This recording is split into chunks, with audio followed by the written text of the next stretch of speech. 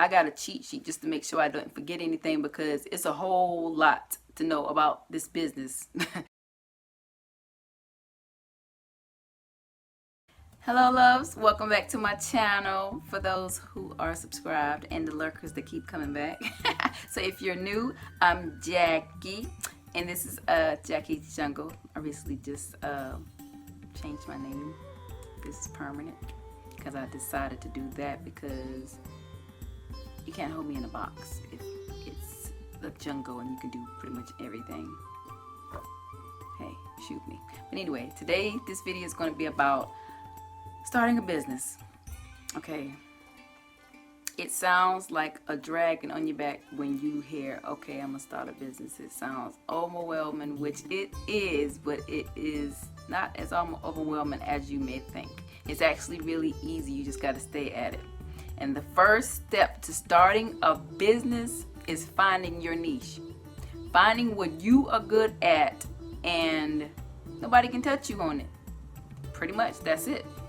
Find what you are good at and stick with it. Grind on whatever you know you are good at. Don't try to go out here and find things you see, oh, they're making money off of that, let me do this. If it's not for you, or it's something that you don't like doing, or it's not a passion of yours, it is not gonna work.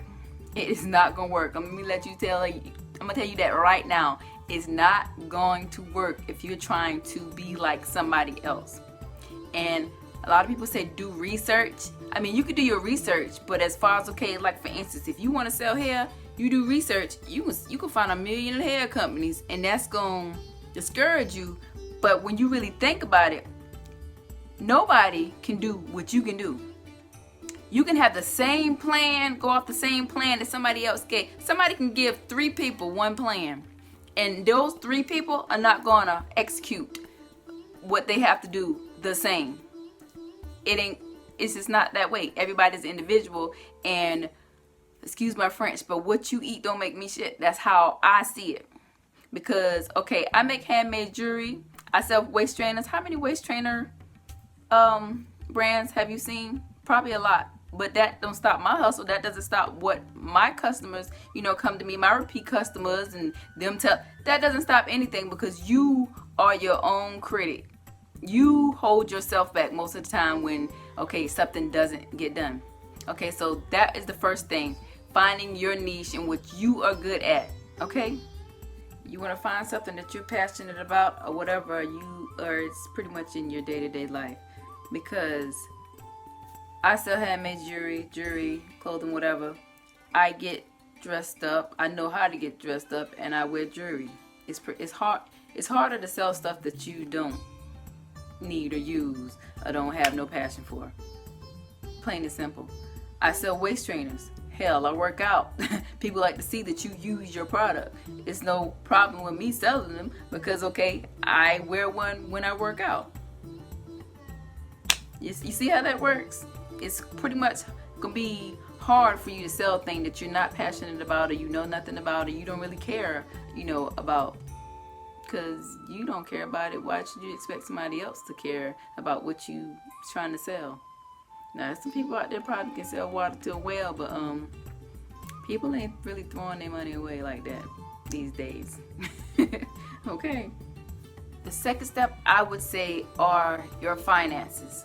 Figure out what's gonna finance the opening of your business. Sometimes you don't need any money, depending on what you want to do. But these days, right here, people want stuff that's in hand. They don't want, to wait 2 weeks for pre-order and stuff like that, where money doesn't come out of your pocket. They want the stuff on hand. When they pay for it, they want it shipped out. They don't want you to have to order from wherever you ordering from, because you don't have money on hand or whatever. But the easy thing to that nobody really pays attention to, I got in debt to get out of debt. It sounds funny, but I set a debt and a budget for the beginning of my business, which I started small, and I paid off that same credit card with the sales of the items that I sold. Get it? Let me repeat that again. I opened a credit card, started off my business, got all the things that I needed to start off and everything. Like I said, I'm handmade, so I got a whole bunch of stuff that I know I would need to do handmade jewelry, whether it be the tools and everything. And those little chips are expensive. Child, have you ever been to Hobby Lobby, Joann's, and what's the other one? Hobby Lobby, Joann, Michaels. That shit adds up, okay? But yeah, I got a credit card, opened it up, got everything I needed, and I paid off that credit card with the same money that I made selling my handmade jewelry and whatnot. So it pretty much paid for itself. Of course, you're not going to see any incoming money until you pay off that credit card or whatever you use to finance your business. But honey, when you pay it off, then everything after that is pretty much profit, and you can dilly it up however you want to see it. But it is too easy to start off small. You don't want to just jump in and go in debt, and it might not be for you. I knew this was for me, but it might not be for you. So start off small. Get a couple of items. If you're not planning on doing handmade, get a couple of items or whatever. Set up your how you want your layout and everything to be on your site. But I wouldn't recommend you actually getting a Instagram. You can set up your Instagram and everything, but nobody wants somebody to voice, okay, I'm starting a business 6-7 months early. If I'm looking at something on Instagram and I say, ooh, that's nice, I don't want to have to wait 6-7 months to purchase that item. Your friends, they might, do that and hold off whatever, but real life customers out there, they want what they see when they see it. And they don't want to wait no 6 and 7 months to get what they saw you advertising, oh, coming soon, coming soon, coming soon. So I would say about a month or two in, okay, start going hard advertising and getting it out there, because, okay, nobody wants to wait over 3 months to want to be able to buy your stuff. I'm sorry.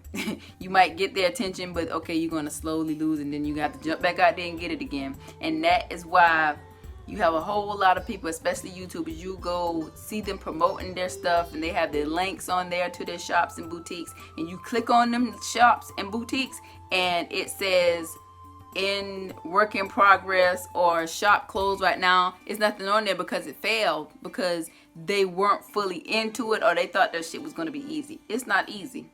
It's not easy. So now they have pages or shops that they got, and they're just sitting there because they gave up. They didn't even open the shop, or either it pretty much folded on in itself and they didn't make any money because they thought it was going to be a quick fix, easy. No, this is not easy.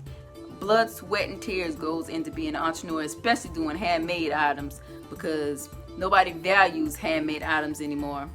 But that's a whole nother story. And I can't stress to you enough, okay, when you're doing your promoting, find the target, target who you want to target. You can't please everybody and stay with that target, because if you try to switch up, oh, I'm gonna cater to these people, I'm gonna cater to those people, and of course, like I said, your friends might hold off and maybe purchase something from you or whatever, but you're not catering to your friends, because 98.9% of the time there will be most of the time is no support from your friends like that or whatever. So I'm just being real fucking honest right now, excuse my French, but it's not gonna happen. So you need to cater to the audience out there, because really a lot of your sales and whatnot are going to come from complete strangers that don't even know your name, don't know you from a can of paint. That's where your advertisement going to come from. That's where your purchases are going to come from. Complete strangers that don't know you.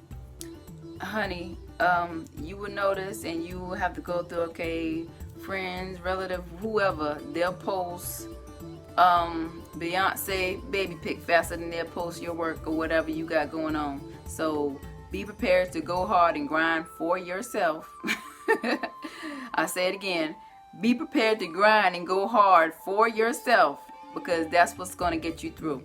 But while you're doing your promoting, whether it be Facebook, if you're paying for ads or whatever on Facebook, Instagram, or whatever you're doing, have that set target of whose attention you want to get. Don't feel like a robot. I mean, I've tried it both ways and I see the difference. your followers want to feel like you're a human being and you down to earth or whatever. I ain't saying show them, okay, how much money you got in the bank and, get all personal and everything, but they want to know that you are a real live person. So interact with them. You can post a funny post or whatever here and there, but I try to stay close to what I'm selling. Like if my waist trainers, I'll make a funny meme that has something funny about a waist trainer, or if it's the handmade or whatever, you can do the memes that, okay, shop till you drop, something that's related. Nobody wants to follow a business page and it's going all over the place. Be organized on what you're posting, but still interact with your followers and let them know that, okay, you breathe the same air they breathe, type thing. Nobody wants to just see, okay, products with no interaction. It feels like it's being pushed on them, and you don't really care about the value of their dollar. So keep in mind when you're posting and how you're posting to your followers. And another thing, when you're promoting, don't go out there and overpay for promo that's really not going to get you any sales or follows, because following don't pay the bills. You can have 20 million followers, but if ain't none of them buying nothing, what? Okay, you just posting pics for somebody to like, and half of them don't really even like anything. But don't go out there trying to find people and get in their inbox and send them free stuff. But you have a whole lot of people get in your inbox and ask you, oh, well, I want to what do you call it? I want to review your items.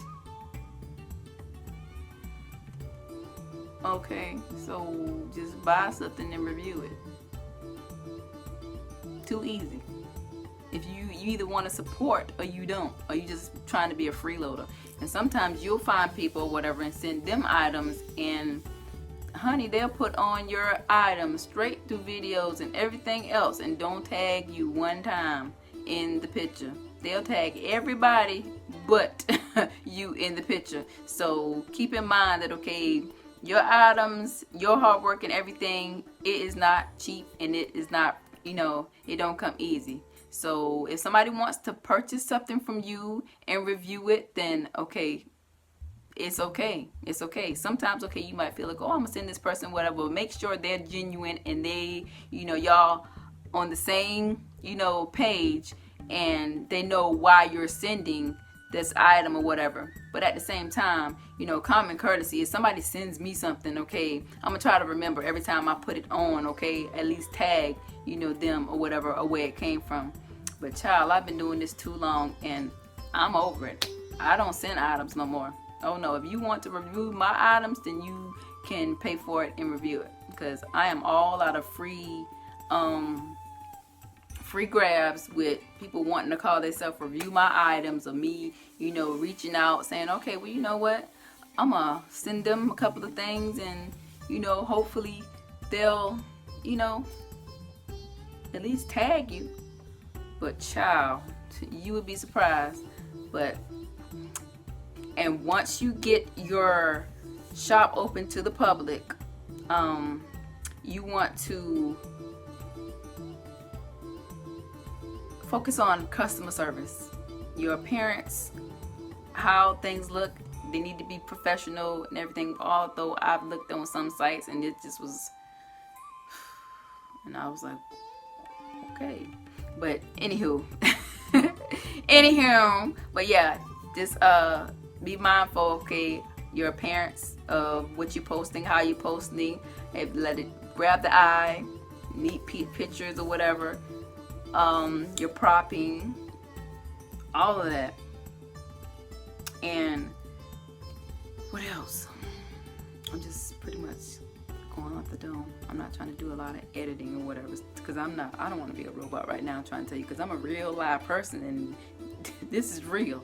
So I'm not trying to make it seem scripted at all. But that's why I got my cheat sheet right here, so I can make sure I get everything. Yeah, once you get your shop open to the public or whatever, keep mindful that customer service, that'll make or break you. Make or break you. I'll say this again. It'll make or break you. If somebody gets horrible customer service, you can bet they might not come shop with you again. because they feel like, nah, I'm not fit to have to go through that when I can go buy it from somebody else and get, great customer service. And like I said, the presentation, the packaging, you want to make it look decent. I mean, you ain't got to get the bells and whistles and go all out and spend extra money that you really don't need to spend, but it'll bring your customers back, and they'll be appreciative of what kind of packaging you send out. Like, I've gotten text messages, I've gotten emails, okay, saying how pretty the packaging was, because I take just as much time to do the packaging as I do the actual package that I'm packaging. Okay, so but yeah, what else? Oh, first you got to figure out who you're willing to ship to, because I found out the hard way, honey. When I started shipping, I was like, worldwide, I'm shipping worldwide, we in this thing. Not realizing that, okay, worldwide got different shipping costs. When one item I sold, hell, I pretty much gave them that item, but they had already, and I'm the type of person that, okay, I stand on the right side of everything. I'm gonna do what's right. They ordered something and the shipping cost more than what the hell they ordered, but since they had already bought it, I was like, okay, you know what, lesson learned. But that was way when I first started or whatever. But like Canada, Switzerland, my first order came from Switzerland. But you gotta do your research on that, on how much shipping and everything, so you'll be able to set your shipping and you won't have to come out of pocket, or you don't get surprises like I got. See, a lot of us entrepreneurs that been doing this for a while, we learned the hard way, and then we give out the information, and y'all don't really have to go through a whole lot that we went through. But do your research on shipping and everything else, and how you're going to price. You want a fair price. You don't want to overprice your items. And then, okay, when they see item similar to yours or whatever and realize they got gypped off. True, okay, a lot of people say, okay, it's my price and this is the price. If I say it's this price, that's what you're going to pay. But you got to keep in mind, honey, there's a set price really on everything or whatever. You can't buy a pencil for $2 and say, okay, I'm gonna sell this pencil for $500 because that's what I say. No, just common sense is the key. But I think that is pretty much, well, I'm sure that is not all, but that will help you a lot. Those tips right there will help you a lot and cut out some of the headache that I see that most people go through. And just hang in there, because once you get your store open, being an entrepreneur, I mean, there's no set, okay, this is what I'm gonna make for the week. You might get 10 orders this week, and you might get none for the next 2 weeks. You might get 1 order the next week, and you might get none the next 2 weeks. That's just how it works, or whatever. And you just gotta hang in there. But thank you for watching this video, and stay tuned for more videos. If it's something else you want to know, just let me know. I've noticed that a whole lot of people, they don't like to leave comments or whatever. That's cool. I'm a commenter. Like, I know a lot of my followers and the people that I follow, when I watch their videos, they be like, God damn, she can comment. How many times she can comment? But the way I comment as I'm looking at the video, so I don't miss anything. So, hey, if you don't like that, then let me know and I'll cut it down. But I've never seen a YouTuber that was mad because they had comments, okay? Thanks for watching the video, and see you in the next video. Oh, let me let y'all see my nails I did them the other night. Yeah, this one broke because I guess I took too long. But these are my real nails. I took too long to do them, because I had just done them from the previous video that I posted with the marble gel. If you can, I think I'll put it in the description. But I had just done them again, and this is how they look. Found out to be colorful today, and I put on my, of course, yes, I made these be colorful today. But see you in the next video.